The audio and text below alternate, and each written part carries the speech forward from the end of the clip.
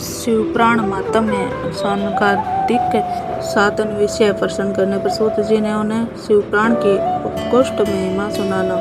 सौनका जी ने पूछा, माँ ज्ञानी सूत जी, आप संपूर्ण सिद्धांतों के ज्ञाता है, प्रभु मुझे पुराणों की कथाओं का सार तत्वों का विशेष रूप से वर्णन कीजिए।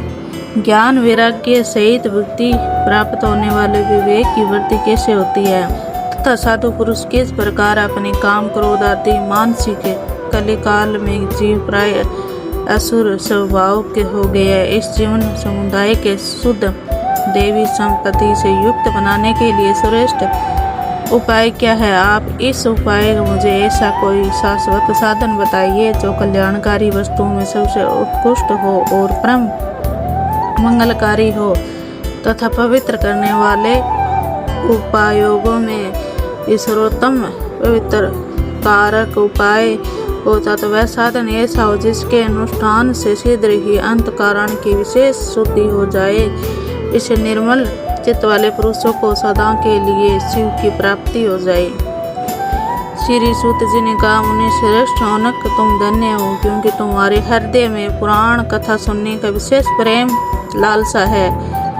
इसलिए मैं शुद्ध बुद्धि विचार कर तुमसे परम उत्तम शास्त्रों का वर्णन करता हूँ। संपूर्ण शास्त्रों के सिद्धांत से संपन्न व्यक्ति आदि का बढ़ाने वाला भगवान शिव को संतुष्ट करने वाला कानों के लिए रसायन अमृत स्वरूप दिव्य तुम श्रवण करो। सुने परम उत्तम शास्त्र शिव पुराण, जिसके पूर्व काल में भगवान शिव ने प्रवचन किया। यह काल रूपी सर्प से प्राप्त होने वाले मान त्रास का विनाश करने उत्तम साधन है। गुरुदेव व्यास ने संत कुमार को मुनि का उपदेश पाकर बड़े आदि शख्स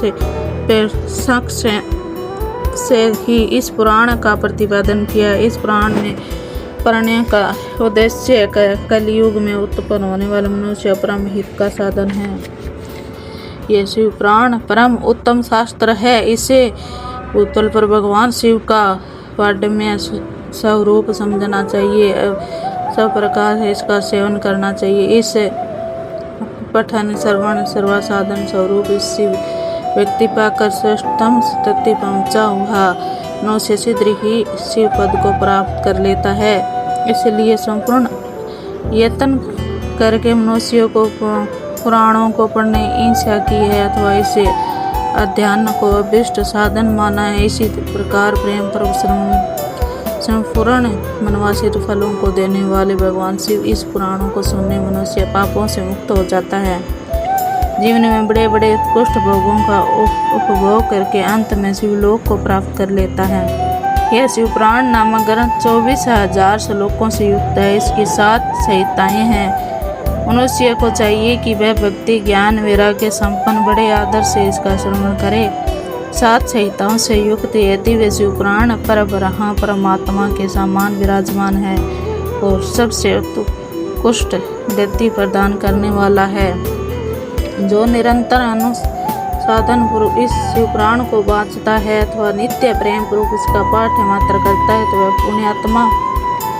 इस संशय नहीं, जो उत्तम बुद्धि वाला पुरुष अंत काल में भक्ति पूर्वक इस पुराण को सुनता है, इस पर अत्यंत प्रसन्न हुए भगवान महेश्वर अपना पद धाम प्रदान करते हैं। जो प्रतिदिन आदर पूर्वक इस शिव पुराण का पूजन करता है वह इस संसार में संपूर्ण भोगों का भोग कर अंत में भगवान शिव के पद को प्राप्त कर लेता है। जो प्रतिदिन आलस्य रहित और रेशमी वस्त्र आदि से वेस्ट इस शिव पुराण का सत्कार करता है वह सदा सुखी होता है।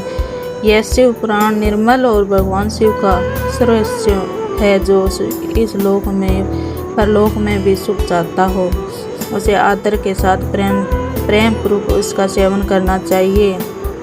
यह निर्मल उत्तम शिव पुराण अर्थ धर्म का यह मोक्ष रूप चारों पुरुषार्थों को देने वाला था। सदा प्रेम पूर्वक का श्रवण एवं विशेष पाठ करना चाहिए।